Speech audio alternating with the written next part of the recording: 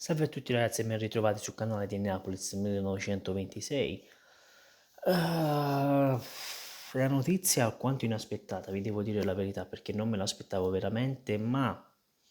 a quanto sembra il Napoli ha aperto alla cessione di Dries Mertens qualora dovesse arrivare un'offerta adeguata per il suo cartellino, quindi stiamo parlando intorno ai 15-20 milioni, se anche qualcosa di meno secondo me. Dries Mertens potrebbe veramente lasciare il Napoli causa l'ingaggio troppo oneroso, quindi troppo costoso da parte del Napoli. Come detto, questa cosa mi lascia spiazzato perché avrei pensato a vendere tanti giocatori, uno fra tutti Fabian Ruiz, Koulibaly, ma non Mertens, perché se tu mi vai a togliere Mertens hai bisogno di un'altra punta, perché va bene che hai Petagna, però Petagna sappiamo che non è quel top player di razza che cerca forse Luciano Spalletti, però staremo a vedere, dai. Poi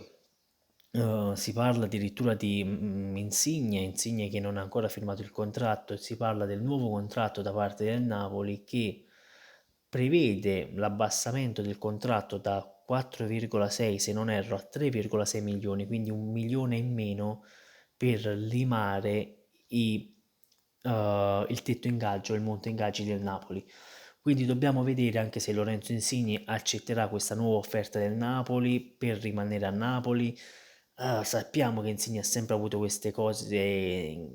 brutte con la società sul fatto del rinnovo, non rinnovo, i soldi, voglio più questo e voglio più quello. Bisogna vedere Luciano Spalletti come gestirà la cosa.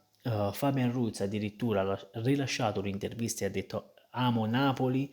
ci sto bene, ho ancora 2 anni di contratto, mi dispiace per la qualificazione in Champions League, ma lo sappiamo, il calcio è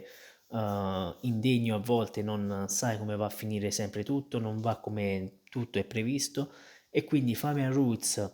ha detto di stare bene a Napoli e vorrebbe rimanere anche a Napoli fino alla scadenza di contratto, il contratto gli scadrà come detto fra 2 anni e quindi dobbiamo un po' vedere. Questione Koulibaly. Parliamo anche di Koulibaly, centromesso il Real Madrid di Carlo Ancelotti e che Carlo Ancelotti ha appena firmato per il Real Madrid e vuole buttarsi proprio su quel fattore lì, su Kalidou Koulibaly per rinforzare la difesa per l'eventuale addio di Sergio Ramos. Sergio Ramos in ottica Paris Saint-Germain, staremo a vedere proprio ottica Paris Saint-Germain, il Napoli fa sapere questa mattina il mattino, scusatemi il gioco di parole, il Napoli è fortemente interessato a Florenzi. Luciano Spalletti l'ha già allenato, scusatemi, il costo del cartellino di Florenzi è di 9 milioni, guadagna 3 milioni a stagione